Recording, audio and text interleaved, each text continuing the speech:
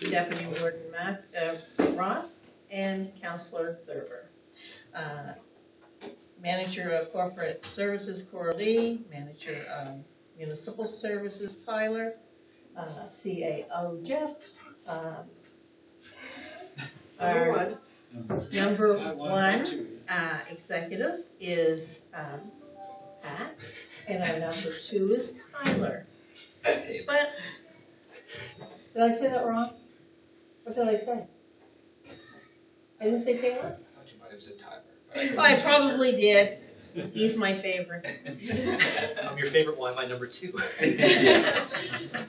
But anyway, I do want to say something before we continue. I was told that this is Pat's last night with us doing minutes. I disagree, but the CAO overrules anything, so he overruled me. And Pat is trying to make believe that she's very happy that she's not going to be doing the minutes anymore.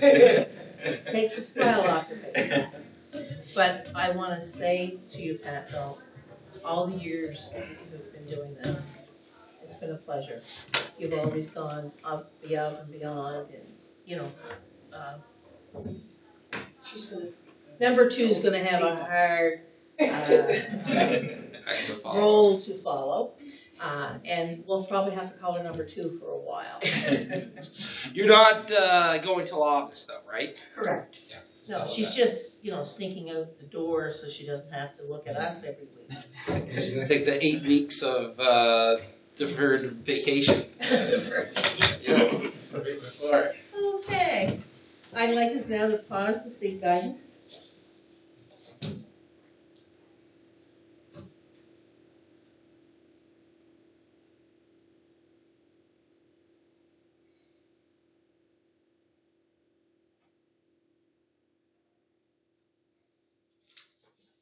And now our mission statement. To provide, promote, or facilitate municipal services that meet the community needs while preserving, supporting, and enhancing quality of life for all. The next is going to be approval of the agenda, but there is an addition. Under business items, put 4.7, heritage property, second motion required.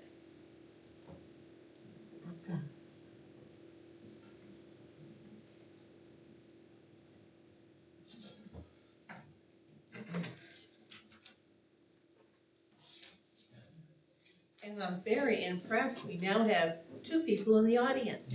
Yay! She thinks it's PAC. So our first, could I have someone approve the agenda as amended? Motion to approve the agenda as amended. Is there a seconder? Second. All in favor? Aye. Contrary minded, motion carried.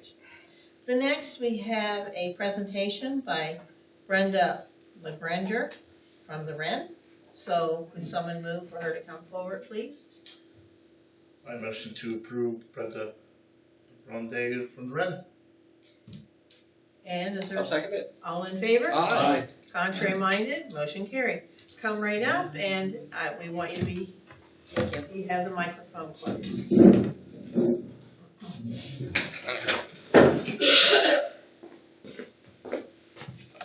Is this okay?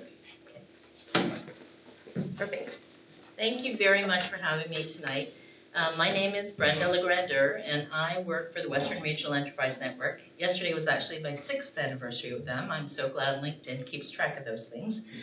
I started working for the Western Wren as the Connector Program Manager and worked with a lot of newcomers who were coming to our region. And we, of course, work closely with the business community. And what we were hearing was there was a retention issue. A lot of people chose to come to our area, but we were seeing people leave for a variety of reasons. We started looking for some funding that would help us create an initiative or a project that could potentially help with that. And that's where we started with funding for the local immigration partnership. So first of all, what is a local immigration partnership? And I'll refer to it as a LIP, which is what we refer to. So LIPs are funded by IRCC. There are over 80 of them all across Canada. And the primary goal of every single LIP is to make the community more welcoming to newcomers. So that changes depending on what community you're talking about. So in 2021, we applied for this funding, the Western Ren did, and they are known as the host of the LIP for the region.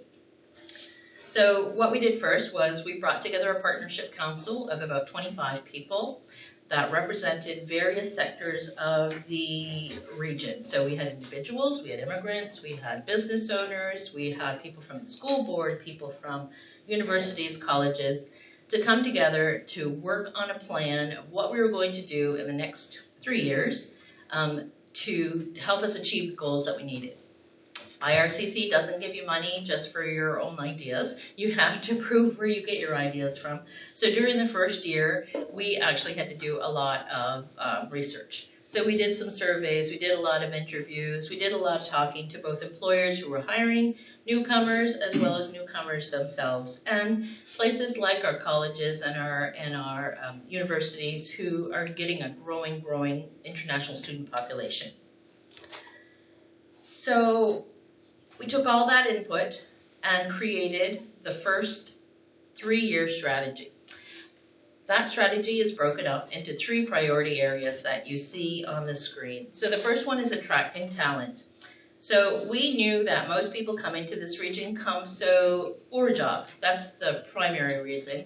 Or they come here to study. That's usually the way that newcomers, I guess with the exception of what's changed is the Ukrainians that are now coming in as refugees. That was something that we were seeing small pockets of. We're seeing quite a few now in our region.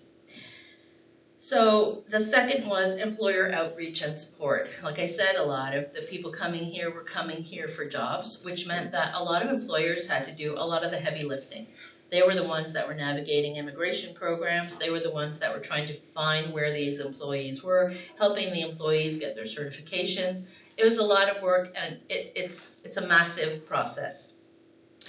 The third priority area identified was fostering welcoming communities. That's what comes down to, even if you're here for a job, you're here to study, or you're a partner or a family member of somebody who's come here, how do you connect to community? How do you get to the point where David Tudor gets to know that there are cookies that you can bring into? So it's that connection to community. That's what that fostering welcoming community priority is about.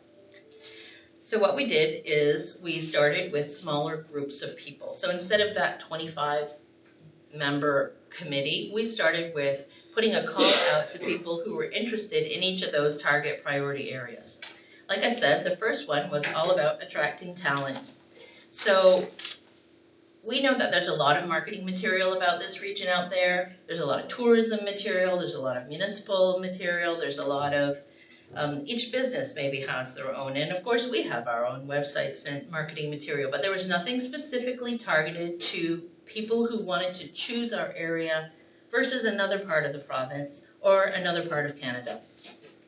So we got $35,000 approved from the Provincial Department of Labour Skills and Immigration, and we started working on some projects with this smaller group. We got a new logo done that wasn't quite as corporate as the Western Ren logo. We did a photography project where we worked with local tourism associations, such as the Digby area, and what they did was they hired a local photographer, and we tasked them with going out and capturing what we call diversity in our communities. Our communities don't look the same as they did 20 years ago, and we wanted to make sure that the photographs that we used kind of represented that. We also did a videography project. We did 5 different videos, and what we chose were newcomers that had been here less than 5 years, and what we asked them was, why did you choose to come here and what makes you stay? And we got some different responses than we expected. For one, he moved here from Mexico and he loved baseball. He ended up really connecting to the baseball community here. Now there is an actual Mexican team of players in the Clare softball. so it's how he connected community was through sport. Everybody was different. Welcome folders. I do believe I've dropped off some folders with some information. So those are used we're distributing them to community partners like you, to employers who have new employees, our schools, so that when somebody comes here, they get information specific to where they're moving. The information that you have in there is pretty general and pretty regional, but they're meant so that you can fill them with whatever you want your newcomers to know about your particular community.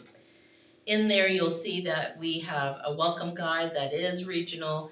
We got some funding through this project to do a reprint as well as additional funding to refresh and reprint the French one.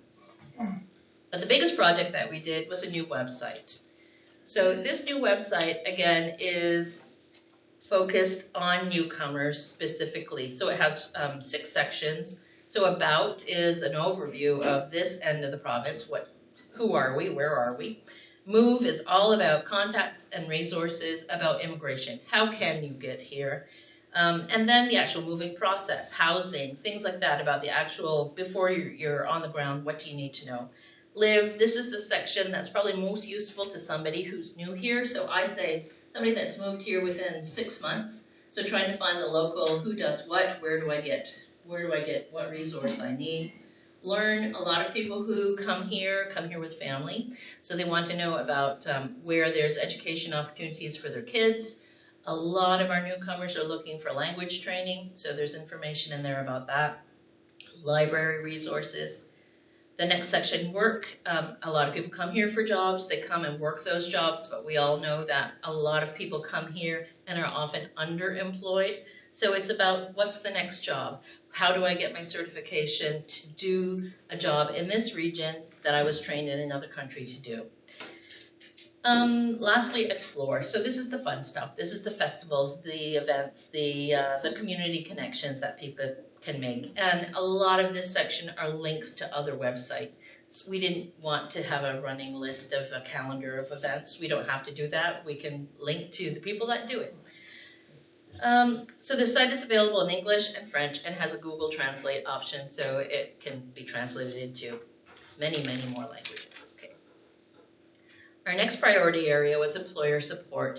So in working with employers, we knew that there were some employers who had already navigated this stream. There were more of them who hadn't. And when we asked people part of the survey was if they were open to hiring newcomers. We got a 97% yes, but when we asked why they hadn't before, we got probably a 97%, I don't even know where to start. So it was very obvious that we wanted to start taking like little bites out of that process. So the first thing we did was we put on a newcomer experience workshop. So this was for frontline staff, for organizations such as Nova Scotia Works, Chambers of Commerce. We offered it out to anybody in the community, out to all the municipal units. We had somebody from the Immigrant Services Association of Nova Scotia come. We had 25 people in person, 5 people virtual. And it was just about kind of understanding where people are coming from, how to be culturally sensitive. It was a really great day. She was a fantastic presenter, and we hope to have her back. We were slated to have an employer info session here in Digby until the strike was called, and we had to postpone it. So that was supposed to be last week on the 18th. So we had representatives from IRCC, from the federal immigration and provincial immigration, who were there to talk directly to employers to sort of be able to answer any questions that they might have. So that will be rescheduled soon. The next one. But the biggest piece of work that we did in this section of our strategy was an online tool that we call, it's not a fancy name, we couldn't come up with a jazzier name, but it's an immigration-ready employer tool. So, like I said before, there are a lot of steps that an employer has to do prior to even being able to make a job offer. So we've created this tool in the form of a quiz. So you can go on to, or direct your employers, of course, to go on to there, and they're asked a question as to, have you done this, have you done that, have you considered this? So depending on their answer, they're both given the information as to what they must do next, as well as local links to either local people who are in the area that can help with that. So, for instance, have they developed a job description? The Nova Scotia Works office staff can do that. So there's a place where they can get help to try to navigate all of that. So we also know that the Western Rand is not the only people who work with employers. So my next road trip is going around and talking to people like CBDC officers, the people at Nova Scotia Works that work with employers, so that they understand how this tool works and how they can help other employers navigate through. Fostering welcoming communities, like I said, this is the part of our strategy where we were hoping to connect newcomers to the community. This project I loved, but it kind of fell on my desk. One day I got a guide. It was like a pocket-sized guide. It's only about that big on my desk, and it was a healthcare guide for newcomers to Nova Scotia, but only in French. So when I went digging to try to find out where this guide came from, it was an organization called the Réseau Santé de la Nouvelle-Écosse. So their mandate is to provide French health services. So I then went looking for funding to see if we could possibly find somebody to help us create this guide in English. So we did. It got funded by the growth branch of Nova Scotia Labour Skills and Immigration. We were able to even work with the designer who did the English guide. He did all the translation for us. We have I think we got 500 copies printed. And I've been talking to people such as our doctor recruitment teams around here, and I was talking to Rebecca Rose in Yarmouth, and she told me she had recruited a doctor who had actually started, who was asking her questions about the Nova Scotia healthcare system. Even though he'd been hired to work in it, it's really complicated. And there's a lot of different things that people don't realize that are available or where they can get them. So this was something that we have available online as well as in printed form.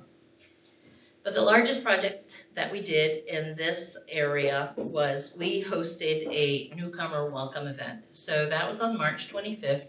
It was at the Fire Hall in Yarmouth. We had over 200 people attend. Wow.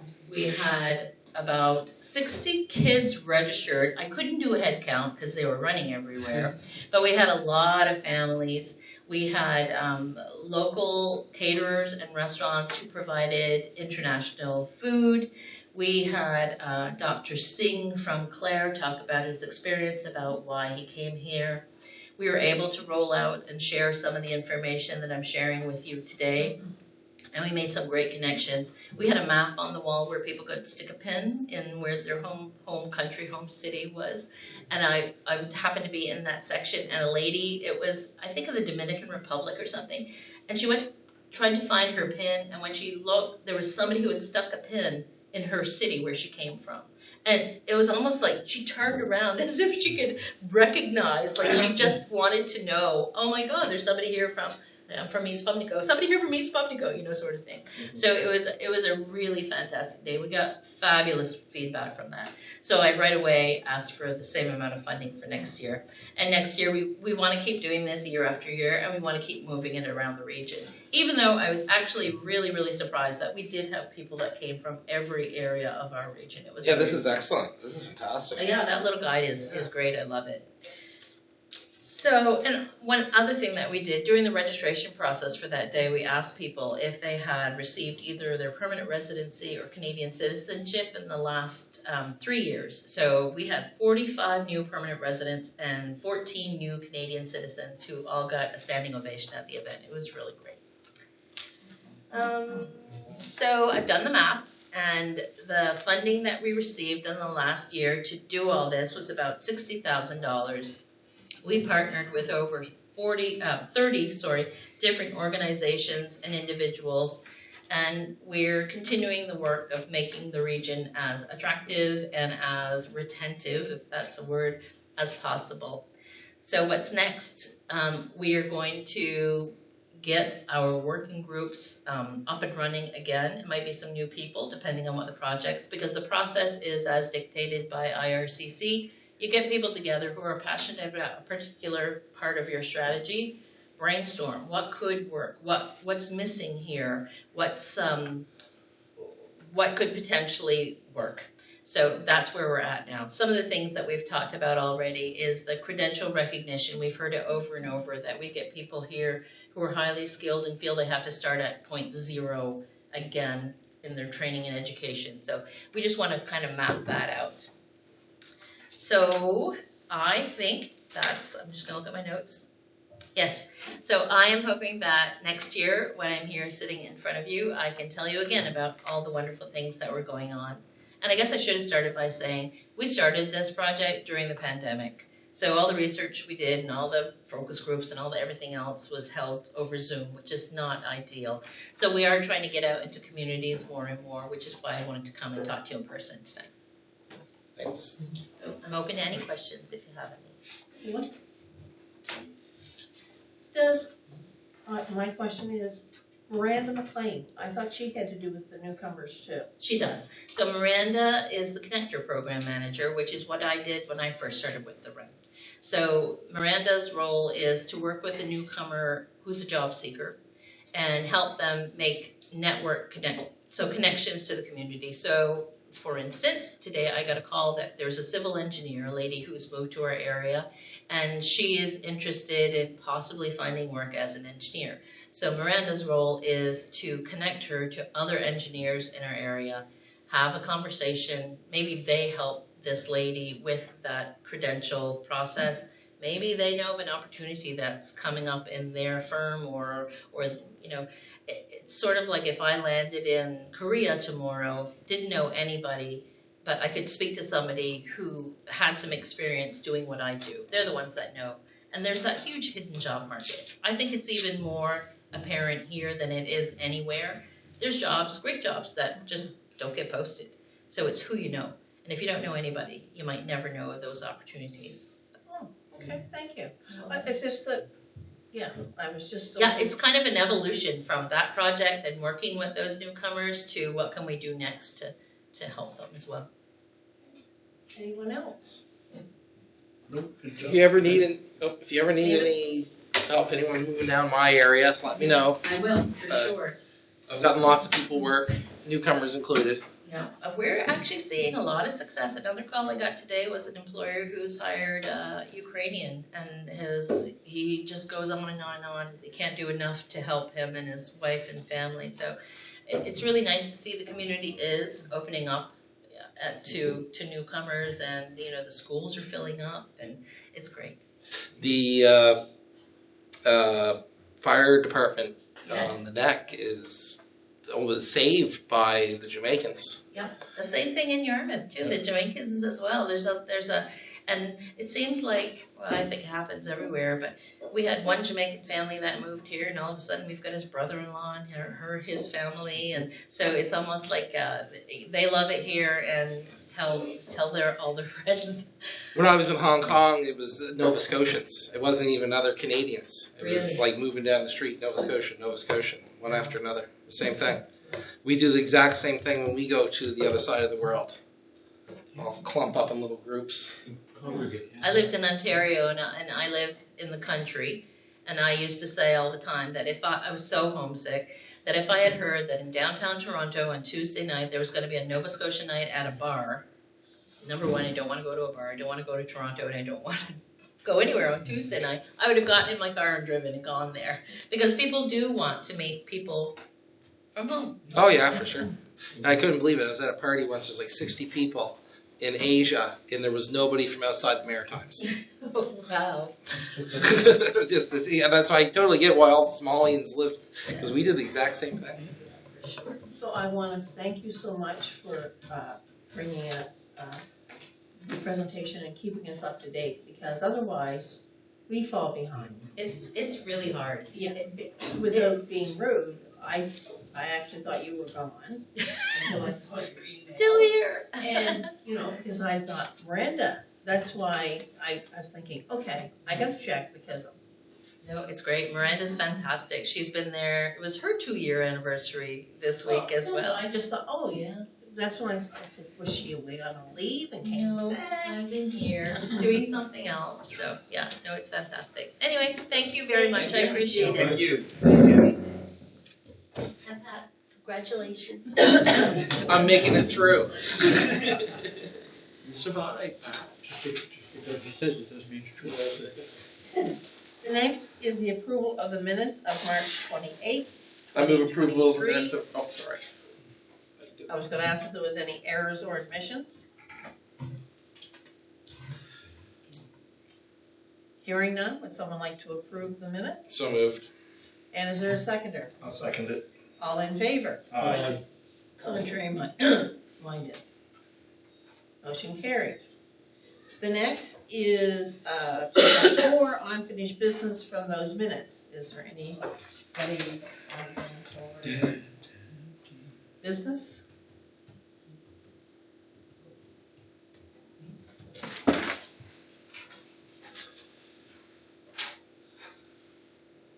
Okay, then we will go on. The next is the CAO report.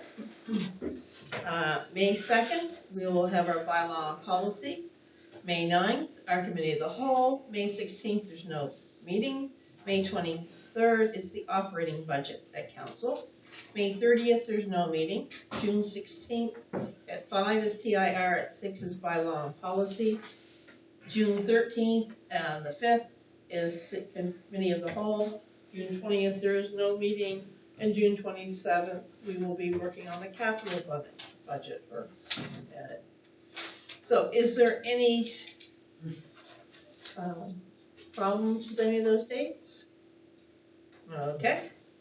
Capital projects. Did anyone have any questions or concerns? So this is the time of the year that this report will look similar now until we pass our capital budget, right? Yeah. There may be some minor tweaks, but it's going to look pretty similar to what we're going to present for the next couple of months. No big surprises at the end of the year here. Most things came in where we thought. Projects that weren't happening, most of them move into this year. We'll discuss that during capital budget process, but overall a good year for capital projects.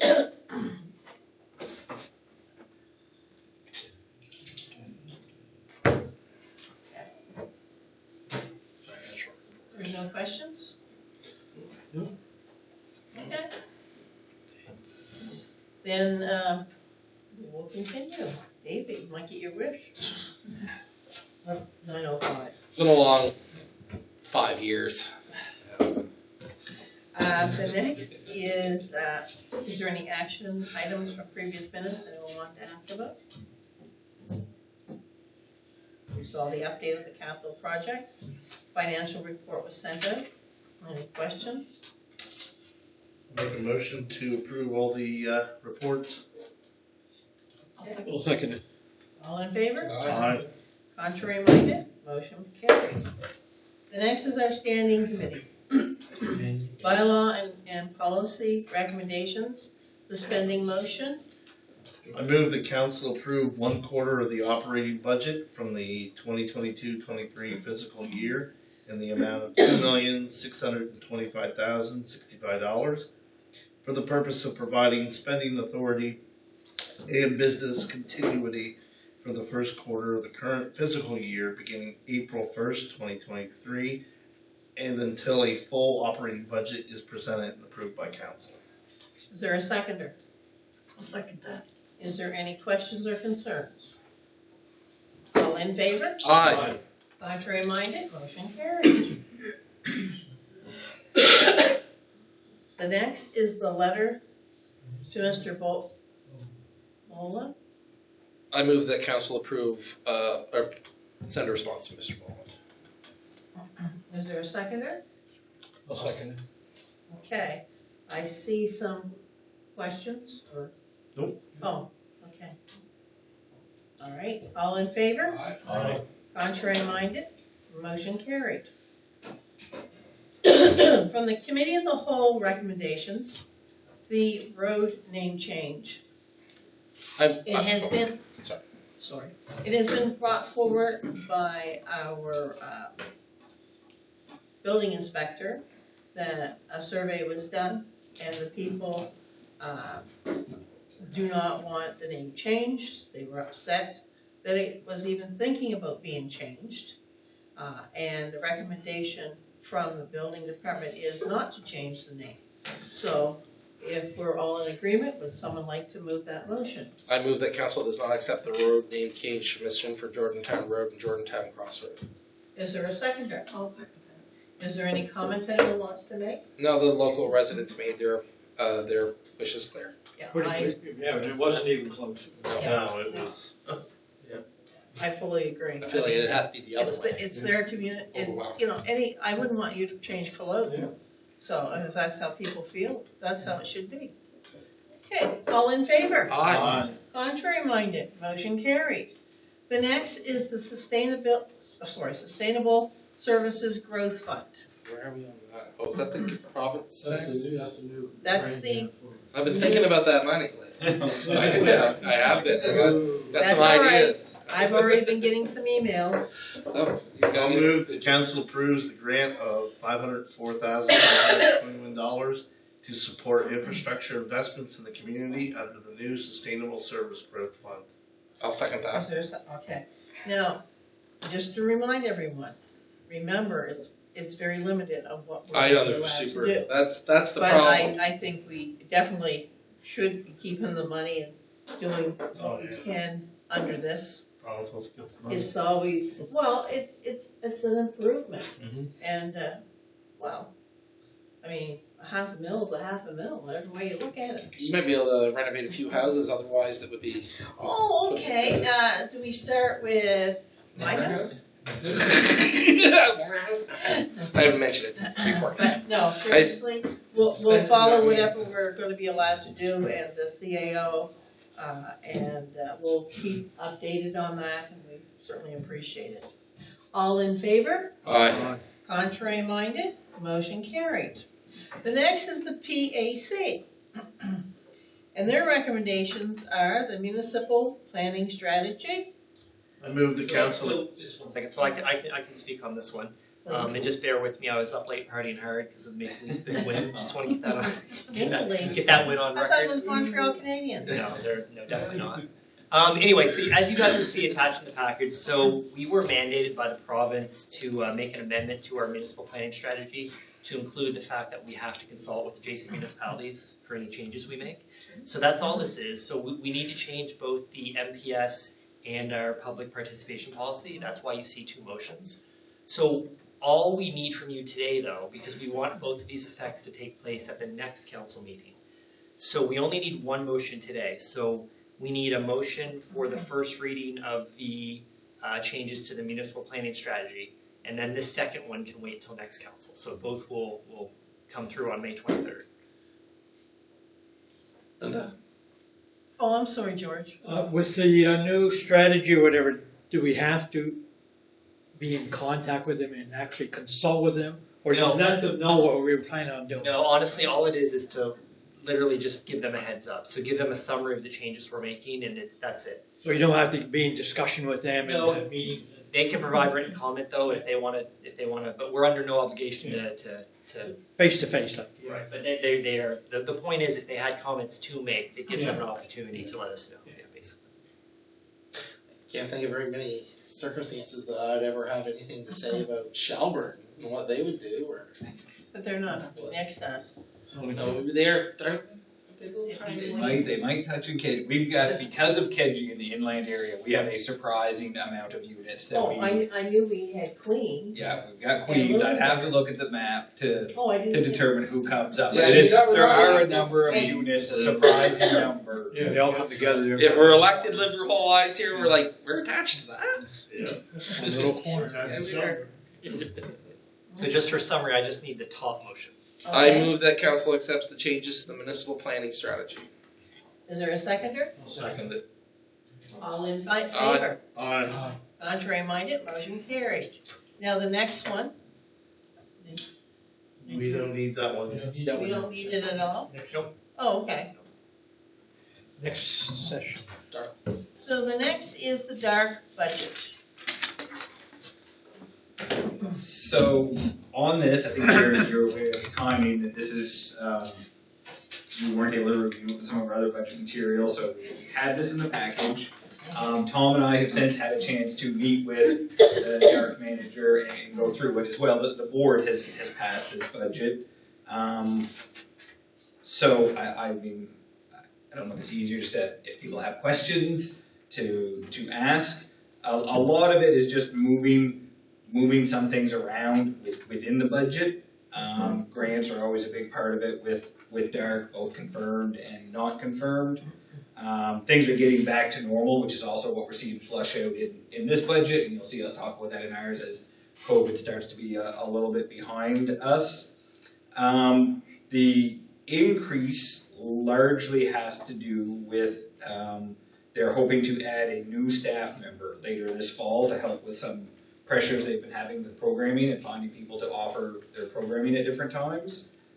So that's a big part of the increase. Is not a huge increase year over year. Especially with the inflation like it is. That's it. It's actually quite different categories. It's far below. So the position is not a big increase, but they're hoping that that's going to help with their programming that we benefit from in our areas outside of Digby greatly. But finding programming, people willing to work Saturdays, evenings, weekends, part-timers, as we're all familiar with, the labor market is getting more and more challenging. So this is what they're looking at for a solution, certainly for moving forward. Is your hand up, Angela? I just had, actually, I had some questions about the wages. Because when I looked at it, like, I realized after that the recreation staff, they're gonna add somebody, but it is a 42% increase over last year, and, I see now that they're adding another person, but Yes, we are. and I figured into the 10% increase of the current staff would be around 102,000, so it looks to me like the person they're bringing in is gonna be like $81,000 position. I mean, No. if that was just if I was saying it, you did a 10% increase. And like the admin staff is 21%. They've got their cost of living, Yes. and then they will have their increases as per the same as here, their increments. Yes. Yeah. I just found that it was like the admin staff was a 21% increase just in the wages, not their benefits or their EI or anything like that. And arena staff was 13%, which probably is the cost of living and all that other stuff. And the aquatic staff was 10. And we put in, like all our summer staff is put in, and then what's offset is the grants we receive. I just Because- wanted to, No, You I'm know- just trying to explain. but I just wanted the board to be to ask some questions, I guess, because it seemed like it was quite high. Well, the emphasis has been on the new person and the new active living is, the hardest part about all this right now is sports are changing. You'll notice that the hockey's a little bit down. You're starting to see us have more programming. What does that programming entail? It's mostly, evenings and weekends. The new person isn't going to be a 9 to 5 Monday to Friday. Basically, it's going to be somebody from 3 o'clock in the afternoon till 9 o'clock at night, and every weekend. It's hard to balance, and we're trying to figure out ways with all this new programming. And because even when I look at the budget, I notice too our summer programming is so big now. It's kind of, you look at our winter programming with hockey, it's kind of slipping. Make sure some of the summer program comes on my way. Oh yeah, well that's Okay. been the. What I'm gonna the do whole is thing. get Jeff to answer as well, and then we'll go back to Angela. Yeah, so sorry. So the staffing is broken out into a number of categories, right? So without getting into great detail, I think what you would see, Councillor Thurber, if you look at what they budgeted last year for admin staff to this year's increase, that's very small. The big increase over actual is they lost a staff member for over half of last year. Right? That So explains it. I can confirm that no one there received anything over cost of living this year. They actually didn't And offer that their would be- employees steps. Oh, we didn't right? have, Oh, they we didn't did. have anyone this year that needed That's them? it, Oh, right? okay. So, sorry? I said that would be a good thing to put in the notes because it is a 42% increase over last year. Right. That would be Or different. You 21 understand. for the admin. This isn't the budget that our staff prepares. And I was just saying, like, whoever sits on the board, I just like Yeah, to we be go aware. through all that. Yeah, with the board. right. And when you mentioned staffing, that was my other question, is because senior programs going to drop by 43%, which was my concern, is the increase in the wages and then the decrease in the programming. Because fall and winter decreased 26% and senior programs 43% and the summer program 18%. Okay. Jeff first. So that is due to, some of that is connected to the new position. and things, again, moving around in the budget. Some of the things that were put through senior programs in the past have been shifted to other areas, but there is no drop, there's no cuts to senior programs, summer programs, or fall or winter spring programs. It was a discussion that was had during this process. Okay. So we certainly have also clarified with the recreation manager that this process needs to happen at least a month earlier next year. Tom and I both voiced our disappointment in the timelines around this budget and the pressure it puts both organizations under this late in the season. So that has been made very clear because it makes conversations like this challenging. But yeah, there's no cuts to that. That's why we met. And my Okay. last question, Okay. sorry, was just the note about the unconfirmed. I just was a little bit confused because I don't understand how DART works. So it said that there were 50,000 unconfirmed, but in the list it says 30,000. Yeah, so there was lengthy discussion on how grants are presented in this budget. I think you'll see a different presentation next year. It's been challenging working through that. So due to the timelines, some of their grants are confirmed and not confirmed. Staff chose to use an estimate that was different than the note they supplied. We did clarify that offered a very confusing note, and we won't see it presented that way next year. Okay, that's all the questions. Okay, George, we're next. The new person, what's gonna be their job, or like? They'll be there for the programming that's in schools, on the island, stuff like that. We're having So it won't be at the arena itself, they'll just be employed by. Could be, but I mean, it just depends. We have so many programs, right? There's after school walk, there's pickleball, there's speed skating would be at the rink, but there's another program that's just started, so we just need that extra help, right? Okay, I can tell you here, they're going to be able to manage the administration of the after-school programs and the summer day camp program. And then once we can send you a copy of this. They'll be working with the seasonal staff, including scheduling and conflict resolution. They will be recreation assistants, so they will assist the administrative staff with communication needs. They will assist with programming planning needs, so that means like the summer March break day camps, parent and tot programs, senior adult fitness, public skating, pond hockey, and any other DART program. They will assist with the programs and information within the town and the municipality in Digby, including Halloween hike, Lily Lake lollygag, trail run, sports wall Hall of Fame, volunteer award ceremony, lobster bash, scallop days, Bear River Cherry Carnival, Weymouth days, Wharf Rat Day, Rally, Canada Day, etc. They will assist with reports and other special projects in the things. They are required to have post-secondary degree or diploma in recreation, community development, or related discipline, 1 year of related work experience in a similar environment, a high five training, first aid, CPR, knowledge of social media, Microsoft Suite, and I don't know what this one is, Canva, C-A-N-V-A, Canva. So it's just a life range, I have no idea what it is. And they have to have strong written and communication and organization skills. This is a full-time position. They will be busy, they will be going all over the place, and we need the person. I mean, we can't handle. If we want more programs, we have to have somebody. We'll be still using our volunteers, of course. So I just thought, Ryan. Yeah, you got that. I know. I just got it before. All right, I'll just make mine quick. Just make a point of keeping the islands in mind. I feel like last year we were kind of a little bit forgotten, and then but at the end we had a bunch of stuff that worked out really well. Was it last year or the year before? I know they did a lot down there last year. Yeah, I know David, the year before they keep got in mind too that the part-timers we hire show up to work. Yeah, that's true too. Here, I got one for you also. Let me know if there's a $5 fee for these kids, because I can subsidize it, and so instead of having 5 people use this program, I can get 20 or 30. So make sure you let me know. We don't have people there. What's that? Some of the stuff gets canceled because we don't have people there. Yep, that's right. Like, if you got 5 kids and your husband works 6 months of the year, good luck sending your kids to this. But if you let me know beforehand, I can pay for those $5 fees and we'll have a big crowd.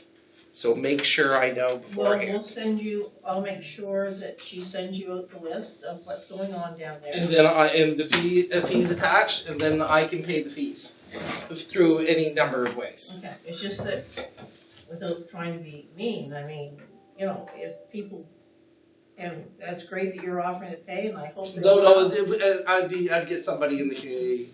Maybe I'd go splits with somebody or something like that. Okay.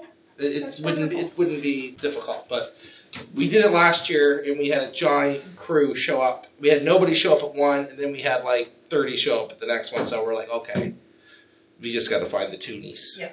That's wonderful. Yeah. I just thought I'd mention that though, so you let me make sure I know, please. Okay. Is there any other questions? There's nothing for us to accept or not, because that's, right? Well, this one where it came to council, we should, if we are looking to approve it, we should do it. Okay, so can I have approval of the Dark budget. our portion of the dark budget? I move approval of the dark budget as presented. Second it. Do we have to have our amount?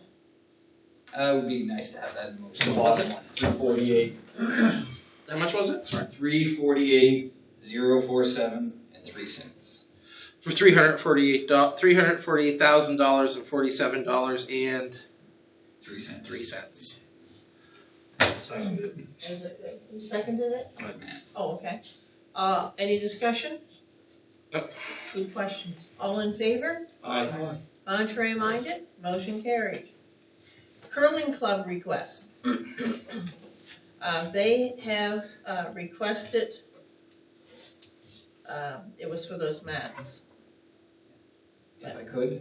All right, go I ahead. thought we were Yeah. So we had looked at this one. This was the one where there was a little bit of confusion. So I had a chance to talk to the manager at Digby Oh, Recreation. there we go. Thank you. So it certainly is separate. Yeah. Dark endorses it. Dark, again, communication will be improved going through next year's process. Yes. So this is a project that Dark is wholly supportive of. It will allow some multi-use of this area. Important for the facility as a whole. So the town has also been asked and has approved their portion of the grant. So the request for us is up for $2,500 under grants to organizations. I motion to approve $2,500 to the curling club. Second that. Any discussion? Concern? No, seems good. All in favor? Aye. Contrary minded? Motion carried.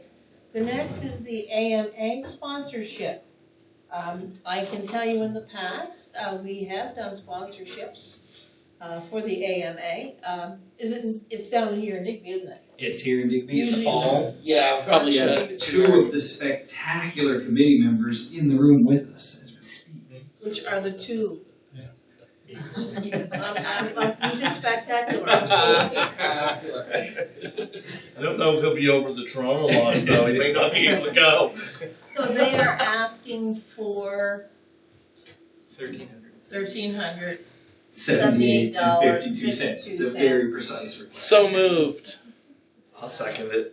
Okay, any further discussion? All in favor? Aye. Contrary minded? Motion carried. The next is the FCDA dumpster.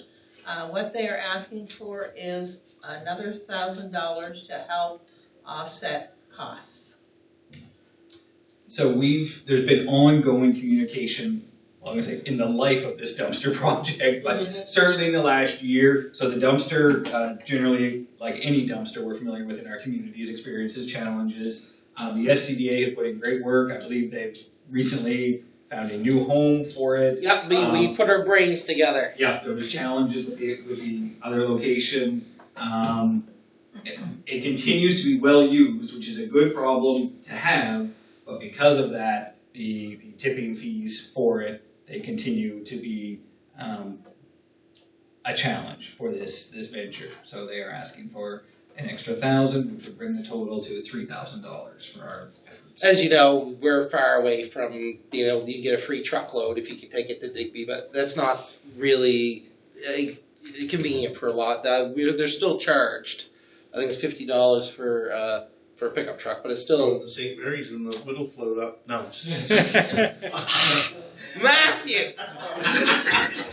I motion to approve the extra $1,000 for the SCDA for the dumpster. I'll second that. So they don't float it up. Let someone besides me. I think it's a good idea. Otherwise, if you it's going to cost you a lot more to clean it up if it's dumped somewhere. Yes. And 2 or 3 years later, you got to go in and clean it up. It's going to cost you more to do that. The FCDA also dips into $1,000, the extra $1,000. And the villages too, but the villages are quickly becoming insolvent because of the costs of insurance. If you get something that works, you go. They're going downhill fast with the insurance costs. Take it easy, Keith. Oh, you're leaving? I stayed for Club meeting. DMPAC. He's the curler. Oh. He's in charge. He's a good guy. He takes a lot of responsibility on the community. So we get Dave an extra $1,000. Yeah. It still doesn't pay for the whole thing at all. Just Okay. So, all in favor? Aye. Contrary minded? Motion carried. And the next is carbon tax, Deputy Warden Ross. I wanted to have a discussion on this because I had read in the paper the carbon tax would be worse for Nova Scotian wallets than feds claim. And I'll give this to Pat, the email to all of you. Probably won't make a decision tonight, but for me, I don't think it's the right time for a carbon tax for Nova Scotians. I realize the carbon tax is supposed to be revenue neutral, but when you read this, you'll be able to see in the article the parliamentary budget officer is claiming this deal is not fair for Nova Scotians. My fear is with an additional 14 cents on gas, which is already at $1.62, furnace oil and electricity will all go up the same. Without a fair deal, quarterly carbon tax credits will not be enough to help seniors and low-income earners. It doesn't just affect low-income earners and seniors. What about the middle-class citizens? Just like the GST, they will not get a carbon tax quarterly credit. The middle class is already struggling with high fuel costs, groceries, building supplies, and raising families. Just a year ago, the municipalities came together at NSFM and advocated to the provincial government over the $2 assessment fee for seasonal home buyers. This fee was to help offset costs for people who do not pay income tax in Nova Scotia but use all their services we have here for the 3 to 4 months they are here. Executives from large corporations, wealthy entrepreneurs, developers from cities in the U.S. with seasonal homes were upset about this fee. The province took it back. I feel the municipality should rally together on this tax. The middle-class citizens of Nova Scotia cannot take any more either. Nova Scotians should not feel the burden of protecting the world from climate change. You do not need to see a tax like this, or you do not see a tax like this in our neighboring country with a city not too far away that is the cost for most of our polluted air. Even though it's a federal handed down tax, there is no reason why we can't band together and at least suspend the tax until further review of its contents. And I don't know if you guys want to write something to the premier or the other Read it municipalities. first. And, Yeah. see who's doing it And before we make any kind of And decision bylaw. on that. Yep. So, you Yep. can bring it back at the next committee of the whole or the next council, whichever. What I've been doing instead of that angle is trying to convince people to get rid of their oil, to take advantage of the different programs that will make your house warmer, the home warming. And I'm looking into, because diesel is such an important part of the local those economy. programs are there, but why are we getting taxed again? That's what my point is. It's just another tax. It's a lot. It's coming. It is, but those are, they're not going to pull back on this, there's international agreements, there's been federal elections where this was what they ran on as a campaign promise. If they pulled back on this, the NDP would pull their support for the Liberals immediately.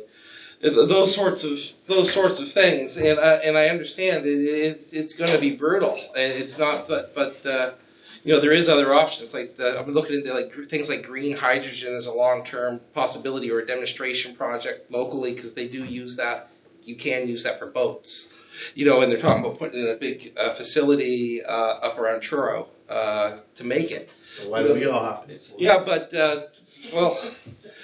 I don't think I'm the one demanding you have to pay for it or not. But these are options that actually might make an impact on our. I don't think us banding together, writing an angry letter to the feds will make any difference.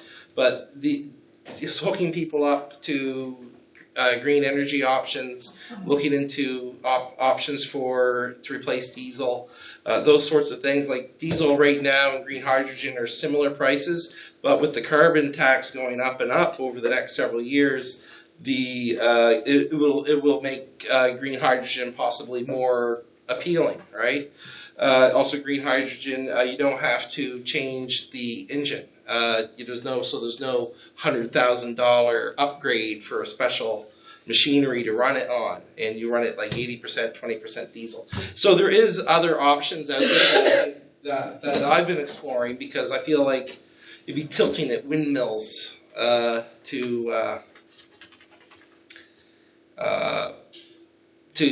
take on the feds on this, because, like I said, it's international agreements. We can be unhappy with it all we want, but I feel like there is options. I think that we need to all read, and we'll discuss it at our next meeting. Mm-hmm. I want Jeff to speak now. So that's what I was going to say. So I think this fits in. We can fit it in the May committee of the whole meeting very nicely. I'm familiar with the agendas now. So we'll distribute the material, and I think we can do our research and come ready for a good conversation on that Because night. I think we should. It's good to take the initiative on this, though, Matt. I appreciate that. I'm listening to both views, and both have good, solid points. Well, I think he does make a good point. I just thought maybe it would be a good time to bring it up too, where we're having it on SFM at the Pines next week. You know We're what? all It gonna doesn't go. hurt to do that. Doesn't hurt. They all stood up at the spring one. You were there over the, They're rich friends wanting to hang out. If there's one thing a municipal council will go to bat for, they're wealthy friends from away who are partying with them over the summer. All right, we're not going to go into that. The next We don't have any of those here. Ian Carmen's request. Now, what I need to know is, as an individual, are we allowed? So no is the answer, but we have another option. So there are other accounts that we have that serve as marketing and promotional accounts. Yes. That it seems very much like he is offering a marketing and promotional opportunity to purchase one of these boxes that will have our logos on it. Okay. So it is not a great organization, but it is certainly something that the room so supports. And he that has we have an asked- account that could certainly support. What's the And name? he's asked for $600 for the box. Carmen. And he's off to go to. Okay, he won the He's going to championship. Australia. No, that's definitely something I would need. I like The that. Netherlands or Oh, somewhere. no? Yeah, Netherlands, Denmark or something. Holland, Okay. Netherlands. He must have, something was about, or maybe when keep his axe boxes, Yeah. It'll be on TSN. My wife's I next. motion to approve $600 for Ian for the axe boxes, Yeah, but I'm then we gonna can go- have I'm questions. going to stop. Did we, a few years ago, there was a Mr. Giddy went to a weightlifting thing somewhere out of country. Did we do anything with that? I feel like we did it, and maybe I feel like It would have been a conflict for me, so I really don't know. Yeah, I think we did on that one. So- Did we make some monetary Yeah. probably we contribution? didn't. We did. Oh, we did. I thought we. If we could, so I think, I'm looking for clarification, I think we had a hard time finding that in the system is what Yeah. I believe. There has been issues over the years. Mr. Gideon did attend a number of international competitions. We have pictures of him holding our municipal flag. It Okay. would seem like we provided some level of support. I've never seen another resident hold our flag in any context ever. So, but our financial system came online in 2015, 2016. So prior to that, our ability to source records is challenging. I think it's multiple source. This is totally $600. Yeah. How often do we get somebody that's world class anything anywhere? Okay, so Matt made the motion, is there a second? Second. Okay, is there further discussion? Okay. Oh, okay, all in favor? Contrary minded, motion carried. The next is the Heritage Property, second motion, and I believe he's. Yeah, I'm just gonna, so at the March meeting, a motion regarding a heritage property was passed. It's a two-step process, we were informed, so Tyler has a motion that we received this afternoon that will help complete the process for this heritage property. Yeah, that about sums it up. The first motion was to recommend it be registered, and this one is to actually register it. So the motion that we need is to register the Riverside Baptist Church Cemetery located in Weymouth North as a municipal registered heritage site. So moved. Seconded. Okay, any further discussion? All in favor? Aye. Contrary minded, motion carried. The next is correspondence. We have the Regional Enterprise Networks review. Any comments or anything? If I could. Oh, go ahead, Jeff. So this is one we are watching. So I attended a session on this in the, I guess it would be fall now. It took a while for this to come out. So this government, I think we're all familiar with, they did their Crown Corporations review, and that finished with a lot of sweeping changes. So once that was done, the review of these programs started. So as you can see, they're not complete. We are watching it closely because this, for us, connects directly to the REN. Yeah. Right? The government is a large funding partner on the RENs. So we were following this closely. I don't think this letter tips us in one direction or another, but without their partnership on the REN, the current financial model for the REN, I think we're into the REN partnership for just about $40,000 for all the different initiatives and projects they do, so it's very good for us. So we are watching this one carefully with kind of some concern with the changes we see they made with the Crown Corporation review, and factoring in that we're in this year that we're starting the service exchange review. We are watching this file closely due to the receipt of this letter. Yep. And it did say we could, if you have additional thoughts to share, do we have any, or do you think that you, like, because it did say they can't reach out to us. We had a good session. So the session that we went to, like numerous REN staff came up to, I think with all these, it's very difficult to understand how big the review is. Like I think with the Crown Corporation review, I don't think any of us expected the changes that we saw. So it's a hard precedent to look at what might be being considered, right? Linda. Matt's got his hand up. Matt? Would we be able to recommend or send a letter stating that without the REN, we wouldn't have had the internet project we had in this area like we did? I would think the REN was a big part of that. Do you think that? It may be preemptive. Like I think if we get that, there's definitely will be discussions that being watched very closely by the REN. I think we will hear. I would anticipate a group effort if we start to think we're on that side of the line. That's the letter that I think if we have to. I don't think we're quite there yet, but again, totally open for conversation around the table here. But I would like to send it, even if it's just us for now, send it. You don't know where they're going with it before it gets to the point that if the conservatives think, oh, well, we're going to axe this thing, then or pass it on, at least have some good thoughts in there. I mean, Just writing me like a positive letter to the MLA. I gotta say, come out really good with the internet project. I do know some businesses around here that. Did they do the internet project in the end? Were they involved? Yeah, big time. yeah, they're Big time. 100% our contact. Yeah, and then Brenda here tonight, I mean, I didn't bring it up, but I mean, she's been to a few businesses, and I have seen the immigration work, and I didn't bring it up to her tonight. I will call her. I've got some other leads for her, but they do some They did work help. around here. It I mean, helps I know the numbers aren't staggering when you look at them, but I mean, without them, it is hard for employers to find the immigration and the paperwork and how do you get them to the next level. There's different things that they do, and I think it, for I've heard- council, we could. I think for our area, the rent has been a For benefit. us. Maybe some other areas it's kind of fallen flat. But So I Our- think our that would be region important to district. capture. I think The Valley George Range just Fantastic. hit the nail on the head with why this. So the experience with the Wrens, I think some of you may remember, like our Wren got started. We were the first one. by a Yeah, lot. and it became out of Ours has scandal. been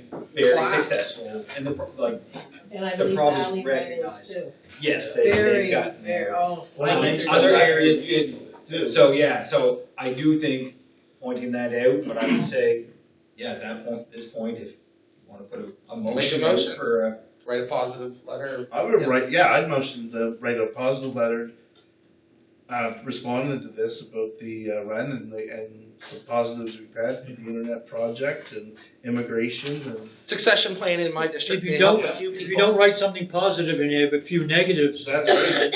then they may look at it and say, hey, There's a reason they're doing this, right? And It's it not don't terribly do expensive though. anything. You can go either Yeah. way. Your thoughts and support. Yeah. So, and it's a good idea. That's a good idea. Yeah. so that's a motion. Seconded. I say Matt is so moved. David is seconded. All in favor? Aye. Contrary minded, motion carried. Whoa. Make it 9 o'clock now. The next is the advisory committee minutes reports, the PAC March minutes. Does anyone have any questions? No. There's nothing under other council committees. So we'll go to the joint inter-municipal committees minutes reports. The dark February and March reports. The Digby Development Agency November 2022 minutes. Oh, this is the, oh, no, sorry.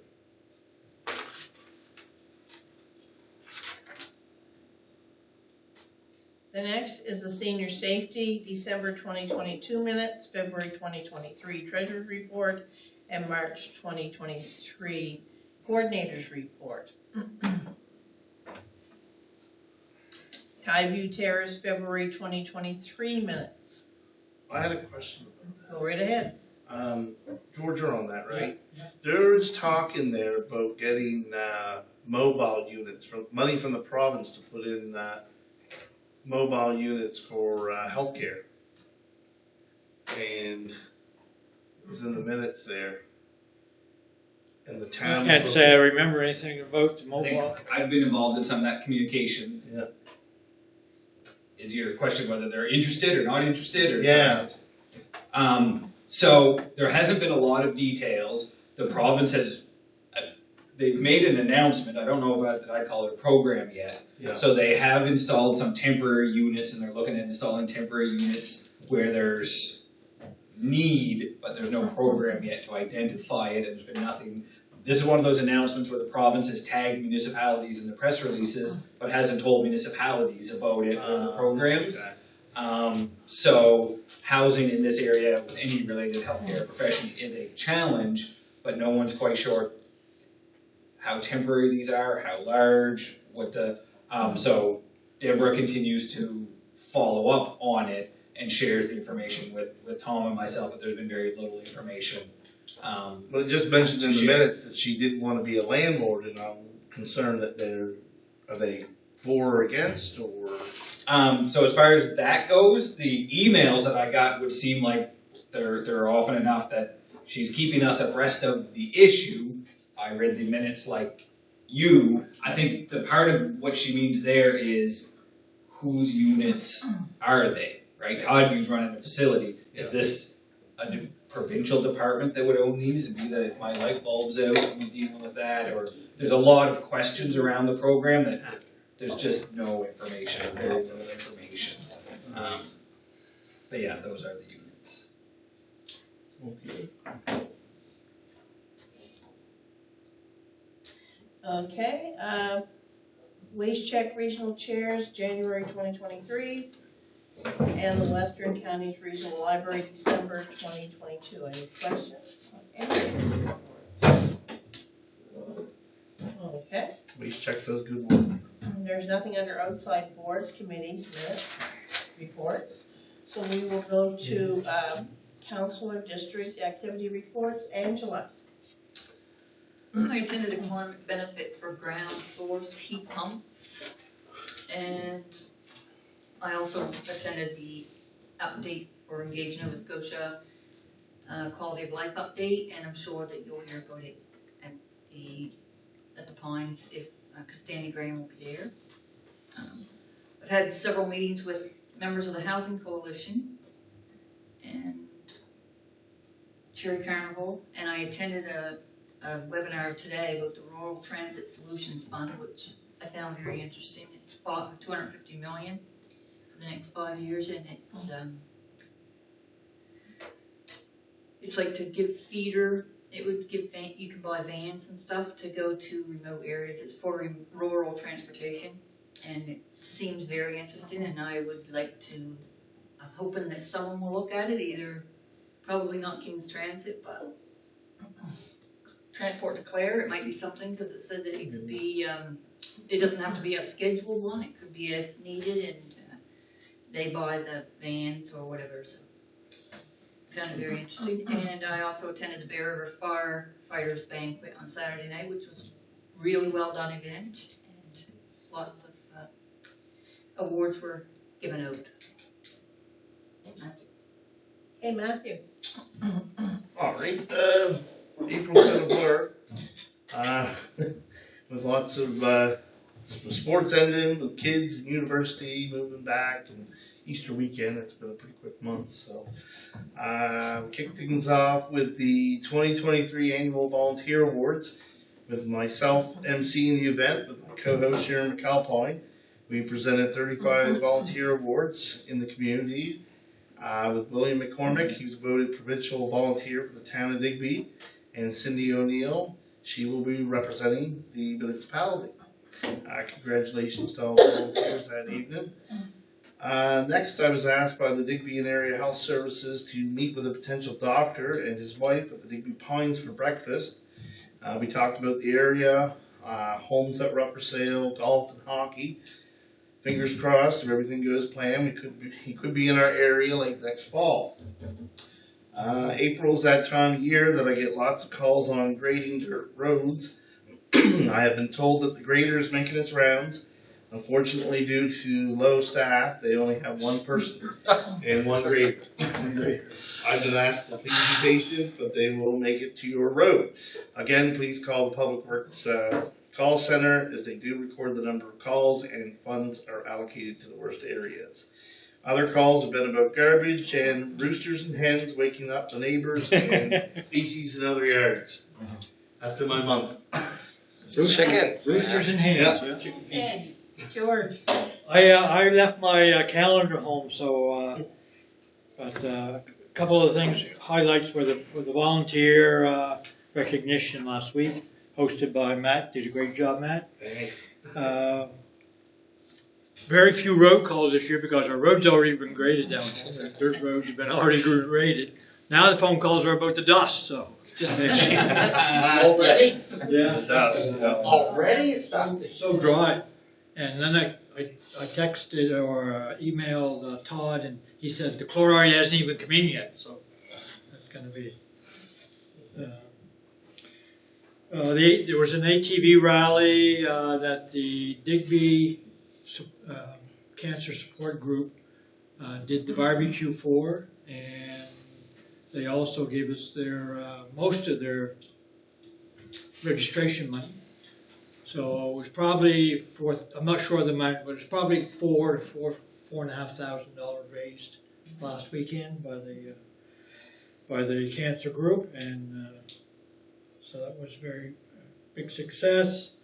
And then my regular community meetings. I had an open house. I have that. I'm always pushing for more health-related things on the islands, and we got a clinical therapist for 2 days a week to go with our 5-day a week or 4.5 day a week nurse practitioner. They had a little trouble finding people for it, and so someone called the therapist and said, get a hold of David Tudor. I found her half a dozen, and I had a open house at my place, invited the community. You can't get anybody out nowadays since COVID, but some people showed up, and then afterwards I took her to the bean supper and introduced her to everybody at the bean supper, and it's going to be fully used, and I'm not going to lose it. So that's good. I just have to keep the push up. I gave a speech to a garden club in Westville Garden Club, which is kind of a different thing. Westville? The Westville Garden Club. I talked about the community garden, the seaside edible wild garden, and of course I added the amazing mushrooms. I added that bit. Were you on Zoom or? No, I did it over the phone. I did one for the CBC, for the community contact thing, and then somebody heard that and stuff, and they got a hold of me, so I regaled them with funny stories of the islands. Actually, I think it went over quite well. I'm looking into a quarry for local use for DOT. They've been saying for a number of years that they have to bring the rock from up the neck all the way down, and it causes quite a bit of expense. And so I'm hoping to have a small quarry in the center of Long Island, away from the villages on the north side, and I'm just talking to people who own property along that little stretch where there isn't a lot of neighbors. I'd like to see that money stay on the island, and also I'd like to, of course, see the government save a few bucks. Sustainable marine.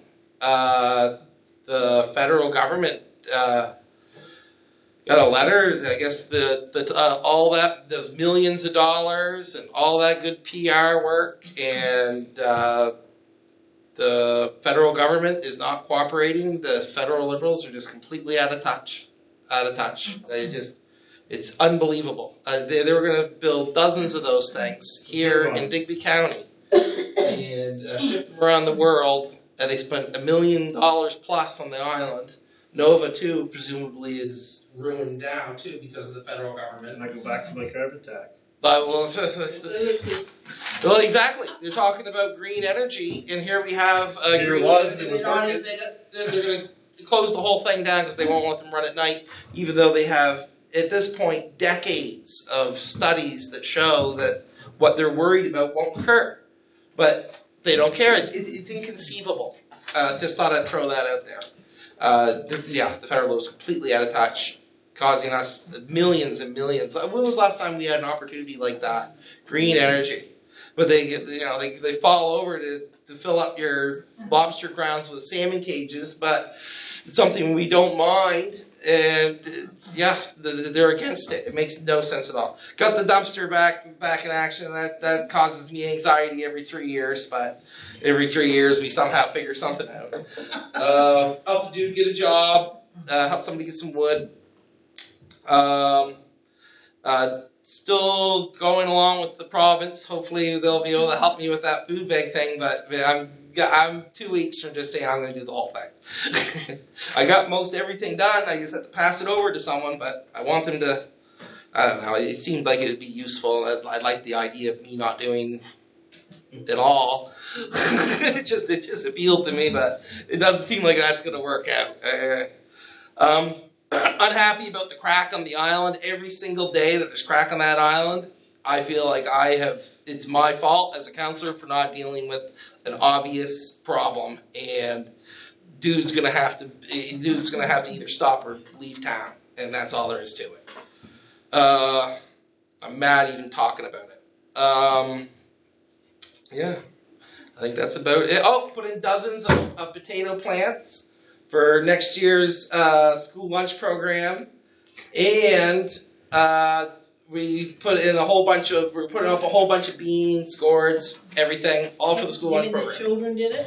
Oh, well, they helped me. Yes, I had some children help me, and I'm still ongoing. So is it a school community garden? There is a community garden, which we're also going to. No, I meant the school alone does. Yeah, the school has a garden there, and I just raked it, a big pile of dirt was sitting there for 3 years, so I raked it all over this weekend and filled it with potatoes.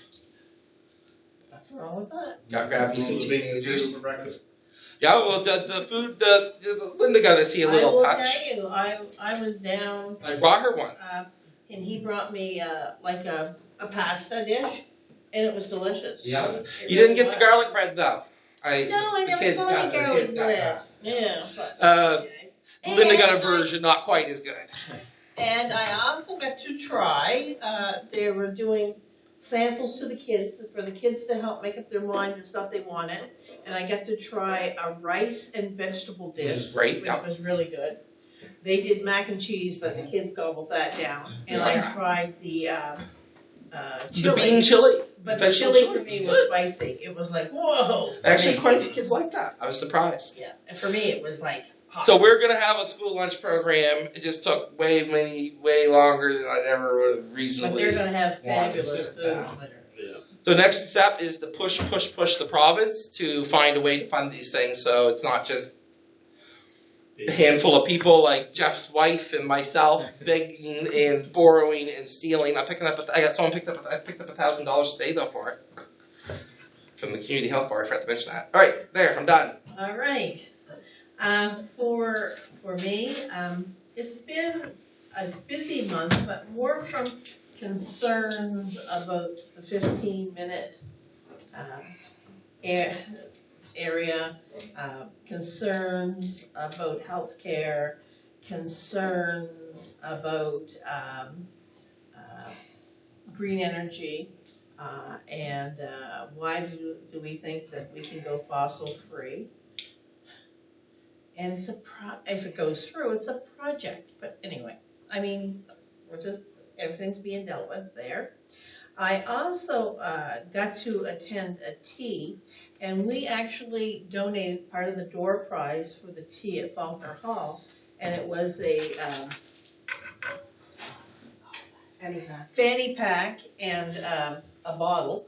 And Shirley from the Bear River Health Authority, she's the one who won that pack. She thought it was, because there was other stuff in it. She was really pleased, so just so you know that. I attended the Bear River Volunteer Night, and how we did it was I went up and did so many of the presentations, and then Angela went up and did the rest of the presentations. We wanted to break it up and be fair.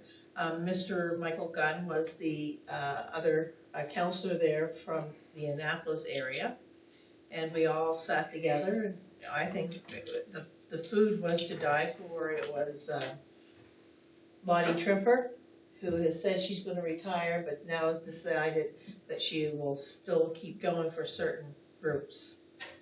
I also went to the volunteer ceremony where we gave out certificates, and Matthew was the MC for that presentation. It's fun. Yeah, the top act to follow. Jean was fantastic at that. Oh yeah. We've been having quite a few of the Nova Scotia Association of Police Government meetings lately, and their AGM and the workshop is going to be on May the 2nd here at 7 o'clock at night. That'll be after our meeting, and then at 8:30 in the morning to 11:30 before your meeting. So I am saying, if anyone wants to come to the workshop, Justice will be here, and they're the one who's changed it a couple of times, so it's been interesting with me going to Pat or Miranda, whichever one I caught. I caught Pat today, but it's like, I'm glad we're having it here. And the reason we're having it here because we're doing the NSFM spring workshop, and I'm hoping that most of us are going to be attending the workshop because it's here at the Pines. Yep. So that's during the MSFM? It's just at the beginning. When does that happen? We register, like this is in the morning and the registration is in the afternoon for the NSFM. Linda, could you let me know when the registration for that open so I can register for For that? the NSFF? Yeah, for the one here in Digby. Yeah, oh, it's already out, but I'll send you some. Oh, okay. What do I do? Do I just? Do you want me to do it for you? Yes. Yeah. Linda, right on. And did you send me the link to the justice thing? The That's my justice you just caught. favorite thing to hear. So it's here, Here, and it's gonna be from May 8:30 3rd. till 11:30, and justice will be talking. That's what it's all gonna be about, is what's happening, various justice, opportunities and things happening. As you all know, we will be, as RCMP, everybody is getting a body, Body worn camera. yes, they Yeah. do. And that cost is, I think, an average of $9,000 per member that we are paying for. I think 3 is the number I had heard that Okay. we are paying for. Well, it was mentioned, so Justice, I think, is gonna bring up and give us what the price is. But anyway, it was out there for 9,000, so people were asking questions. And I'm glad we're hosting the room. And I mean, we'll be hosting tea and coffee, of course. Otherwise, like I said, it's been a steady time, and I don't know where the time goes. You look around and the month's gone. So now, Matthew. oh, sorry, Nat. Can I add to your activity report? Mhm. You brought up the 15-minute city thing. I do want to, I had mentioned I would bring this tonight. I'll give it to Pat, but it is a CBC well-written story on debunking the 15-minute city theory. So I'd like that to be put in our minutes to, Yeah, it's. so people can read it. It's exactly what it is. So Yes. it's very well written. Thank you, Matt. Yeah, too many of our citizens are targeted with this information, trying to take advantage of them, whip them up into. It's utterly ridiculous. Well, I mean, people have concerns, and Yeah. if you don't know, if you're not properly informed, you've got to come to somebody and check it out. Yeah. And that's what we are here for. I do have one thing, Linda, I forgot to mention on my end, sorry. If you know anyone in social services that need their teeth done, the doctor has them, you can just let them know, and they will set it up. Okay, so if you have anybody, a lot of people on welfare don't know this.